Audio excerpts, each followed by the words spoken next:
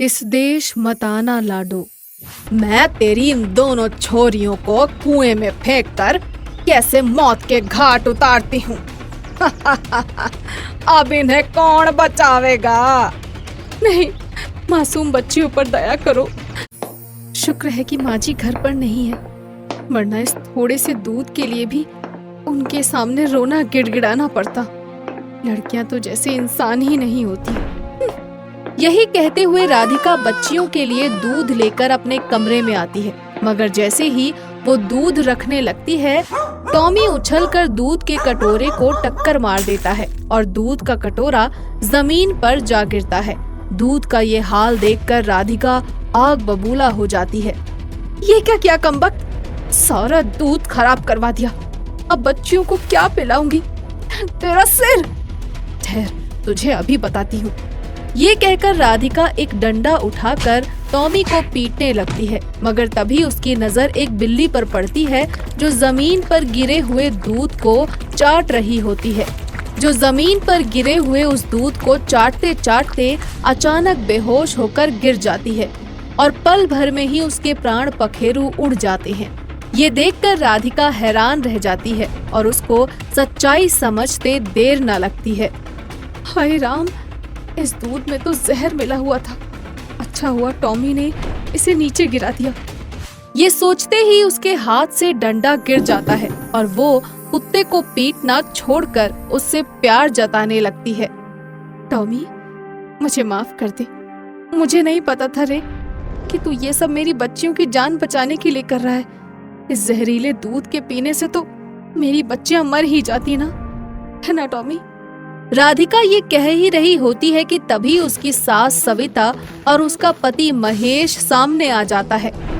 मर जाती तो अच्छा ही होता, क्योंकि इस गांव में लड़कियां पैदा करना घोर पाप है। लड़कियों के पैदा होते ही उन्हें मार देने की परंपरा जो है इस गांव में। तुम भी इस परंपरा को निभाते हुए इन दोनों बच्चियों को मार डालो राधिका। नहीं नहीं, मैं अपने जीते जी अपनी बच्चियों को कुछ नहीं होने दूंगी। और तुम कैसे पिता हो महेश, जो खुद अपनी संतानों का गला घोटने पर उतारू हो रहे हो? चुप कर। औलाद पैदा करने का इतना ही शौक था तो लड़के पैदा करती, लड़के। महेश के गांव में लड़कियों के पैदा होते ही उन्हें मार देने की परंपरा बरसों से चली आ रही थी। गांव में इसी प्रथा के चलते लड़कियां तो बची ही नहीं थी और इसी कारण कोई भी उस गांव में अपनी लड़कियां ब्याहने को तैयार न होता था। इसीलिए लोग लड़कियों को भले ही मार डालते थे, मगर बहुओं को कोई नुकसान न पहुँचे इस बात का ख्याल सभी रखते थे।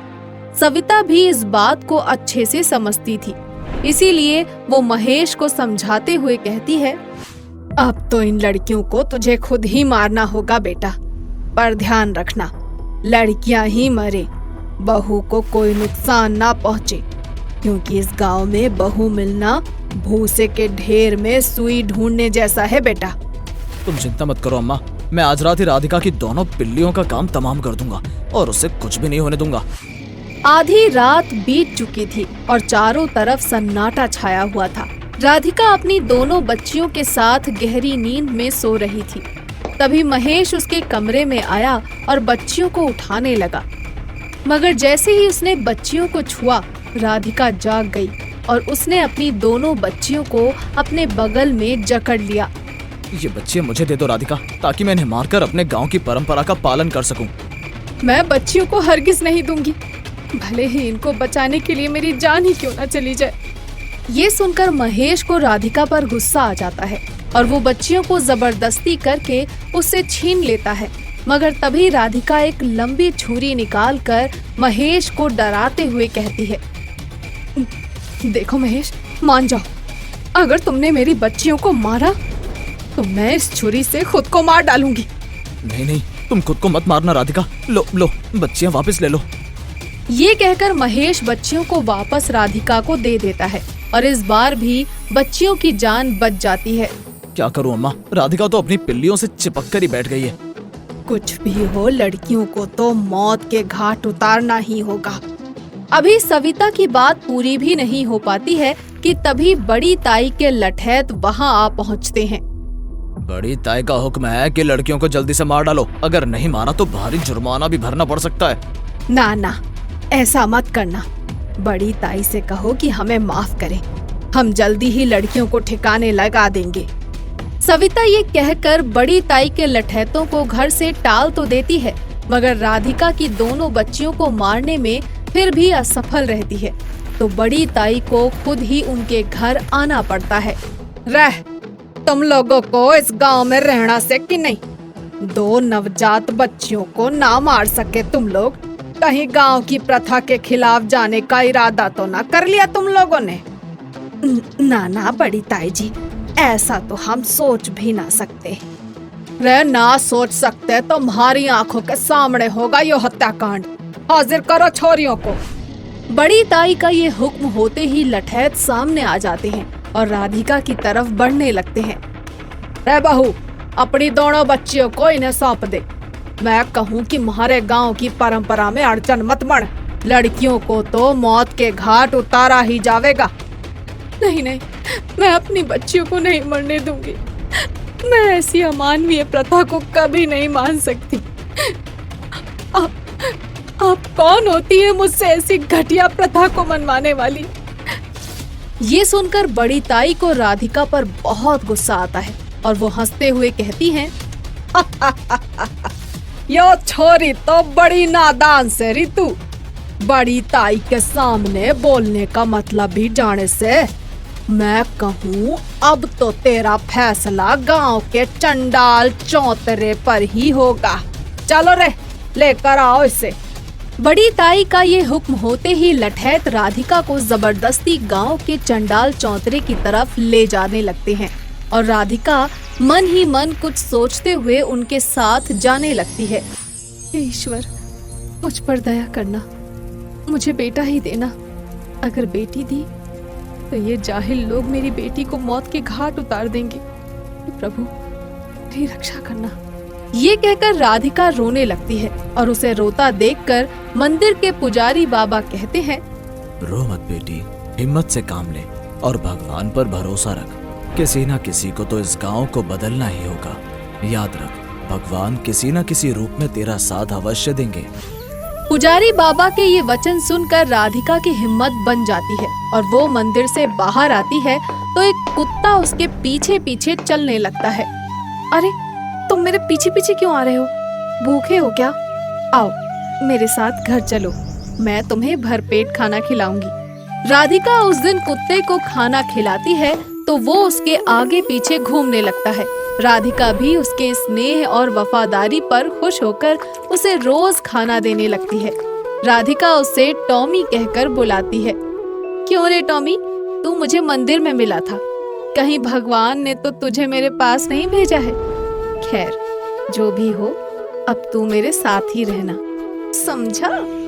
उस दिन के बाद टॉमी राधिका पर हमेशा नजर रखने लगता है और जब राधिका अस्पताल में जुड़वा लड़कियों को जन्म देती है तब भी टॉमी वहीं मौजूद होता है। जुड़वा बच्चियों के पैदा होने की बात सुनते ही सविता बौखला जाती है। लो, हो गया सत्यानाश, अभागी ने 2 लड़कियां पैदा कर दी। अब इन्हें मारने का पाप भी हमें ही करना पड़ेगा।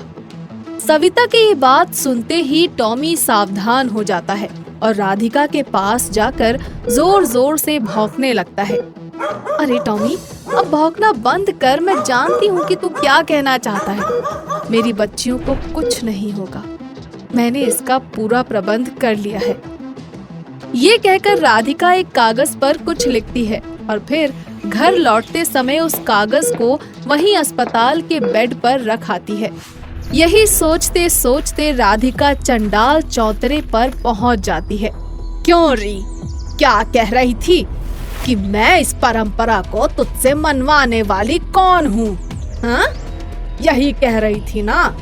अब देख यो बड़ी ताई क्या क्या करती है।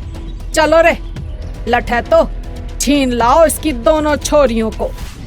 बड़ी ताई के ये कहते ही लठैत राधिका से उसकी बच्चियां छीनकर ताई के हवाले कर देते हैं। अब देख ले अपनी आंखों से, मैं तेरी इन दोनों छोरियों को कुएं में फेंककर कैसे मौत के घाट उतारती हूँ। अब इन्हें कौन बचावेगा? नहीं, मासूम बच्चियों पर दया करो बड़ी ताई जी, मुझे माफ कर दो, मत मारो इन्हें।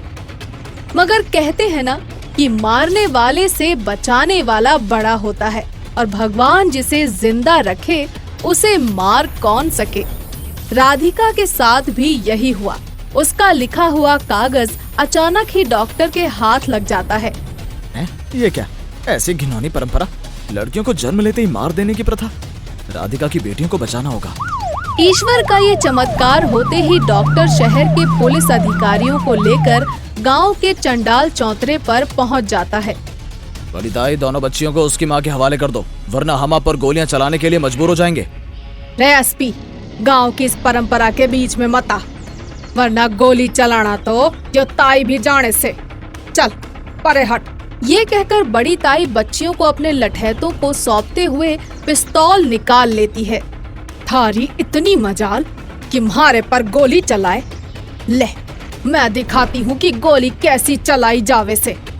बड़ी ताई जैसे ही ये कहती हैं, तभी टॉमी उछलकर उस पर झपटता है और बड़ी ताई पिस्तौल सहित कुएं में जा गिरती है। रे बचाओ रे, अरे कोई मारे को कुएं में डूबने से बचाओ। अरे कहाँ रह गए रे? अरे कोई है कि मर गए सब? बड़ी ताई बचाओ बचाओ चिल्लाती रहती है, मगर उसे बचाने के लिए कोई भी आगे नहीं आता। इस तरह ताई कुएं में डूबकर मर जाती है और पुलिस राधिका के सब अपराधियों को गिरफ्तार कर लेती है। फिर इसके साथ ही गांव में पैदा होने वाली बच्चियों को मारने का सिलसिला भी हमेशा के लिए बंद हो जाता है।